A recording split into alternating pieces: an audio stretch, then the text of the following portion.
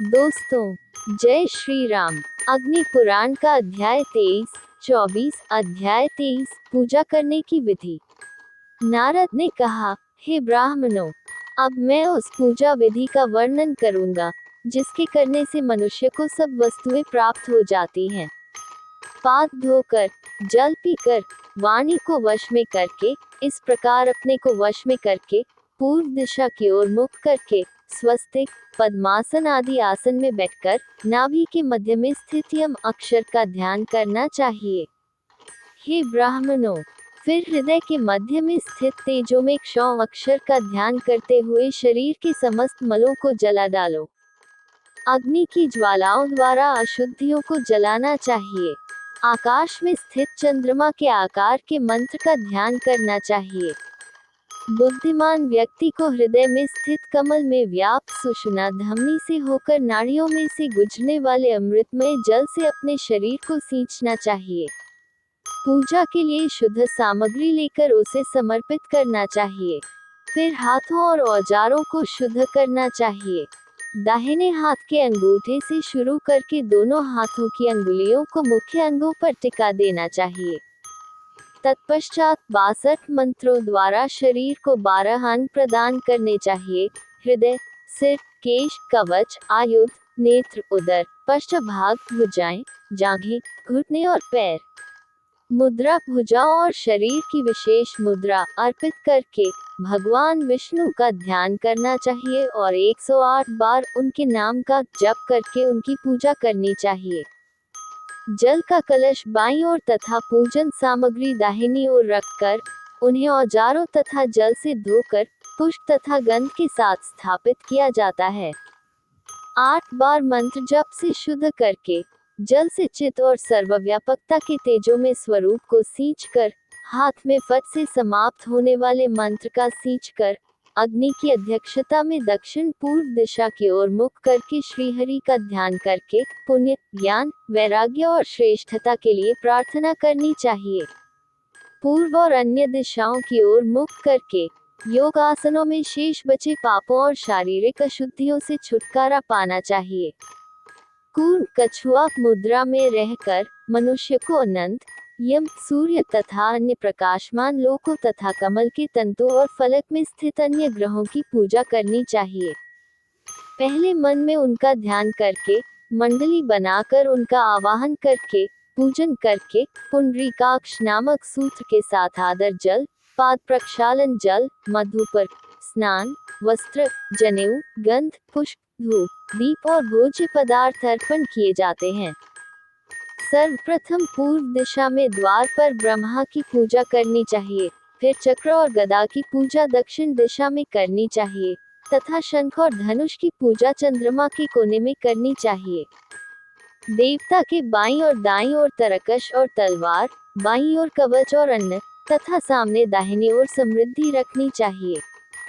मनुष्य को अपने अपने पवित्र शब्दों से वन पुष्पों की माला, श्रीवत्स, कौस्तुभ, बाह्य दिशाओं के अधिष्ठाता देवताओं तथा भगवान विष्णु के सभी सहायक देवताओं की आंशिक या पूर्ण रूप से पूजा करनी चाहिए।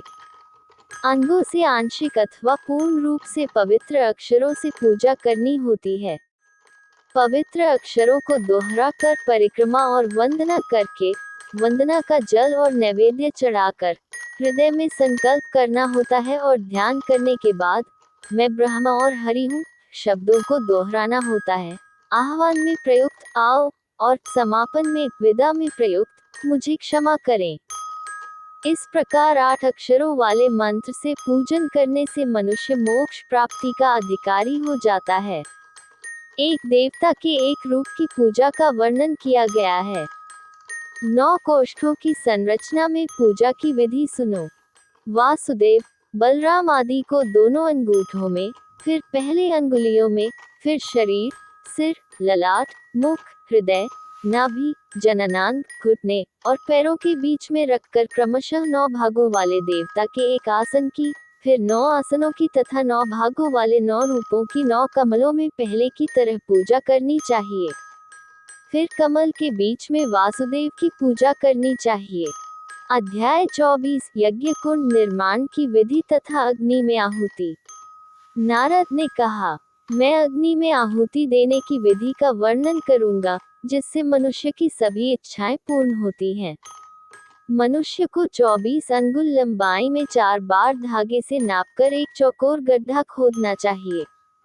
गड्ढे के चारों ओर 2 अंगुल चौड़ाई का स्थान छोड़कर एक करधनी बनानी चाहिए।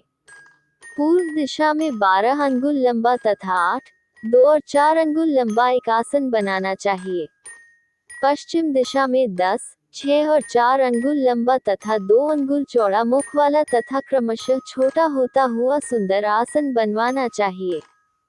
ये पवित्र अंजीर के पत्ते के आकार का होना चाहिए और गड्ढे में थोड़ा अंदर तक जाना चाहिए। एक नाली 1/4 अंगूठे की चौड़ाई और 15 अंगूठे की लंबाई तक खोदी जानी चाहिए। सीट पर नाली का आधार 3 अंगुल और अगला भाग 6 अंगुल होगा। ये एक हाथ के गड्ढे का लक्षण है। 2 हाथ के गड्ढे का लक्षण इसका दुगुना है। इस प्रकार मैंने तुम्हें 3 वेदियों से घिरे हुए गड्ढे का वर्णन किया है। अब मैं गोलाकार गड्ढे का वर्णन करूंगा। गड्ढे के आधे भाग में धागा लगाना है तथा शेष भाग को बीच के बिंदु पर लगाना है। गड्ढे में आधी रस्सी डालकर यदि उसे घुमाया जाए तो वृत्त बन जाता है। मध्य भाग को चिन्हित करके यदि पूर्व पश्चिम दिशा में तथा उत्तर दिशा से हटकर अर्धचंद्राकार गड्ढा बनाया जाए तो गड्ढे का आधा भाग तथा कोणीय भाग आधा होना शुभ होता है। गोलाकार गड्ढों में करधनी कमल की पंखुड़ियों के आकार की होनी चाहिए। आहुति के लिए कलछी भुजा के आकार की होनी चाहिए। फिर 13 अंगुल लंबाई और 4 अंगुल चौड़ाई का एक स्थान बनाना चाहिए। उस स्थान का 3/4 भाग गड्ढा खोदकर एक सुंदर घेरा बनाना चाहिए। गड्ढे के बाहर स्थान को समान रूप से, क्षैतिज रूप से तथा ऊपर की ओर आधे अंगूठे तथा 1/4 अंगूठे तक शुद्ध करना है। गड्ढे के चारों ओर शेष स्थान से एक सुंदर सीमा रेखा बनानी है, या फिर आधा अंगूठा ज्यादा हो सकता है। मुंह सामने की तरफ 4 या 5 अंगूठों की चौड़ाई वाला होगा। इसका मध्य भाग 2 अंगूठों से 3 गुना बड़ा और सुंदर हो सकता है। सभी तरफ से विस्तार बराबर माप का हो सकता है और इसका मध्य भाग नीचे की ओर होता है। गर्दन के भाग पर एक छेद होना चाहिए, इस आकार का जिसमें छोटी उंगली घुस सके। दूसरा गड्ढा अपनी पसंद के अनुसार सुंदर ढंग से बनाया जाना चाहिए। यज्ञ की करछूल का हैंडल 1 हाथ जितना होना चाहिए। 2 अंगूठों के बराबर की सुंदर चम्मच बनानी है। जैसे थोड़ी सी कीचड़ में गाय का पैर धंस जाता है, वैसे ही अंगूठे के बराबर रेखा खींचने के बाद पहले एक महीन नोक वाली रेखा, फिर उसके और पूर्व दिशा के बीच 2 रेखाएं और फिर दक्षिण से आगे की ओर बीच में क्रम से 3 रेखाएं खींचनी चाहिए। मंत्र जानने वाले को रेखाएं खींचकर ओम अक्षर से पवित्र करके एक आसन बनाना चाहिए जिसमें भगवान विष्णु की शक्ति टिकी रहे। अवतारी शक्ति को सजाकर हरि का स्मरण करके अग्नि प्रज्वलित करनी चाहिए। अंगूठे और तर्जनी के बीच में एक बित्ते के बराबर टहनियां चढ़ाकर, जल छिड़ककर तथा पूर्व दिशा में तीनों दिशाओं में दर्भ घास फैलाकर, ईंधन की अग्नि, घी डालने का कलछी स्रुख और हवन का कलछी स्रुवाक भूमि पर रखना चाहिए। फिर कृत, चरु, चावल, जौ और दाल को मिलाकर बनाया गया नैवेद्य, कुश और घृत रखने के लिए पात्र रखना चाहिए। प्रणीता पात्र से प्रोक्षणी पात्र में जल छिड़ककर, बीच में दर्भ रखकर, पूर्व दिशा की ओर ले जाकर तेजो में अग्नि के सामने रखकर, पुष्प सहित प्रणीता पात्र में भगवान विष्णु का ध्यान करके, घी रखने के पात्र में घी भरकर सामने रखकर, घी को छानकर अग्नि पर छिड़कने से घी की शुद्धि होती है। मनुष्य को 2 कुश लेने चाहिए, जिनके सिरे टूटे न हो, जो एक हाथ के अंगूठे और तर्जनी के बीच में हो, तथा जिनके अंगूठे और अनामिका ऊपर की ओर हों। 2 बार घी लेकर तथा उन्हें उठाकर 3 बार नीचे की ओर डालना चाहिए।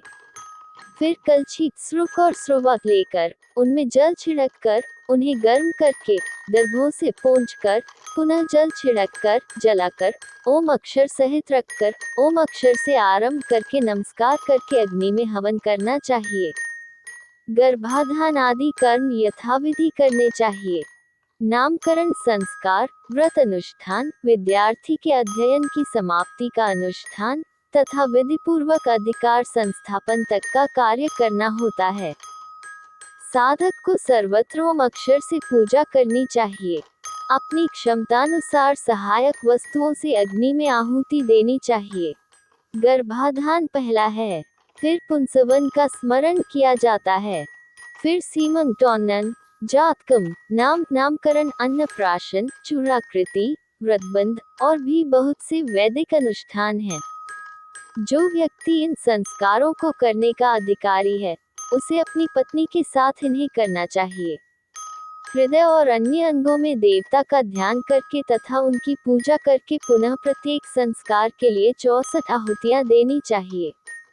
उपासक को अंतिम आहुति हवन के कलछूल से देनी होती है तथा मधुर स्वर में उच्च स्वर में वोष्ठ शब्द से समाप्त होने वाले रहस्यमय सूत्र का उच्चारण करना होता है। भगवान विष्णु की अग्नि को शुद्ध करने के बाद भगवान विष्णु के लिए बनाया गया भोजन उबालना चाहिए। वेदी में भगवान विष्णु की पूजा करने के बाद तथा उनके रहस्यमय सूत्रों का स्मरण करने के बाद भगवान विष्णु की सुरक्षा की प्रार्थना करनी चाहिए। सुगंधित पुष्पों से आसन तथा अन्य वस्तुओं की पूजा करके श्रेष्ठतम देवों का ध्यान करके अग्नि तथा उपादान रखकर दक्षिण पूर्व, उत्तर पश्चिम तथा दक्षिण पश्चिम में रखी हुई अग्नि पर क्रमशः घी की आहुति देनी चाहिए। फिर दक्षिण और उत्तर दिशा में घी डालकर मध्य में पूजा क्रम में मंत्र पढ़ते हुए आहुति देनी चाहिए। देवता को घी तथा अंगों को 10वां भाग आहुति देनी चाहिए। घी तथा अन्य वस्तुओं की 100 या 1000 बार टहनियों या तिलों की आहुति देकर पूजा समाप्त करके शुद्ध शिष्यों को बुलाकर तृप्त पशुओं को आगे रखकर शस्त्रों द्वारा उनकी बलि देनी चाहिए। ज्ञान और कर्म के बंधनों द्वारा शिष्यों को अपने स्वरूप में एक करके तथा लिंग के साथ चलने वाली तथा लिंग के साथ सुरक्षित रहने वाली चेतना को ध्यान द्वारा पवित्र करके वायु के अक्षरों से शुद्ध करना चाहिए। फिर अग्नि द्वारा भस्म हुए तथा अग्नि के ढेर में तब्दील हो चुके पूरे ब्रह्मांड की रचना का अग्निदेव के अक्षरों से चिंतन करना चाहिए। फिर जल पर राख छिड़ककर संसार का ध्यान करना चाहिए। फिर हमें उस सृजनात्मक शक्ति को नियुक्त करना होगा जिसे पृथ्वी का बीज कहा जाता है और जो सभी सूक्ष्म तत्वों से आवृत है। फिर उसमें से उत्पन्न अंडे का ध्यान करना चाहिए जो उसका आधार है और आत्मा के समान है।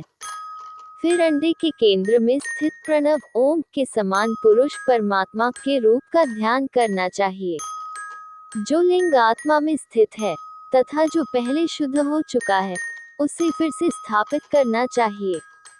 फिर विभिन्न महत्वपूर्ण अंगों की स्थिति पर विचार करना चाहिए।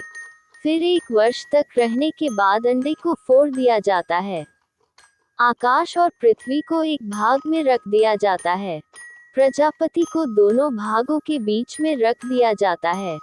उस बालक के स्वरूप का ध्यान करके उसे पुनः प्रणव ओम से पवित्र करके तथा उसके शरीर को योग सूत्रों से बनाकर पूर्व वर्णित अनुसार विभिन्न देवताओं को अंग सौंपना चाहिए।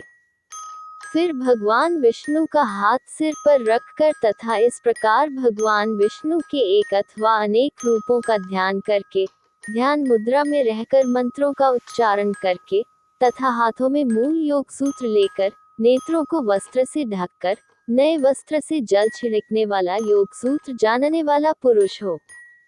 पूजन के पश्चात जो गुरुदेवों के देव के स्वरूप को भली भांति जानता हो, उसे चाहिए कि वह अपने शिष्यों को पूर्व दिशा की ओर मुख करके तथा हाथ जोड़कर पुष्प धारण करके बैठाए। गुरु से इस प्रकार उपदेश पाकर शिष्यों को भी हरि की आराधना करनी चाहिए। वहां मुट्ठी भर पुष्प अर्पित करके तत्पश्चात बिना किसी मंत्र के पुष्पों से पूजा करके गुरु के चरणों में प्रणाम करके शिष्यों को अपनी सारी संपत्ति अथवा आदि वस्तुएं गुरु को अर्पित करनी चाहिए। गुरु को शिष्यों को पूर्ण रूप से उपदेश देना चाहिए। उन्हें हरि की पूजा उनके नामों के उच्चारण से करनी चाहिए। शंख, चक्र और गदा धारण करने वाले भगवान विश्वक्सेन, जिनकी शक्तियां सर्वत्र व्याप्त हैं, की पूजा करनी चाहिए। फिर उस देवता को, जो गोलाकार वेदी पर स्थित है, तर्जनी से पूजा जाता है और उससे कहा जाता है कि वह चला जाए। भगवान विष्णु को अर्पित की गई संपूर्ण आहुति को विश्वक्सेन को अर्पित करना चाहिए। तत्पश्चात उन्हें प्रणाम करके, जल छिड़ककर, अपने शरीर पर अग्नि रखकर विश्वक्सेन को जाने की अनुमति दी जाती है। जो भोग की इच्छा रखता है, उसे सभी वस्तुएं प्राप्त होती हैं।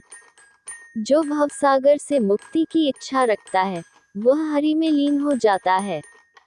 दोस्तों, अगली वीडियो देखने के लिए आप चैनल सब्सक्राइब जरूर करें और लाइक करें और कमेंट करें। हर हर महादेव।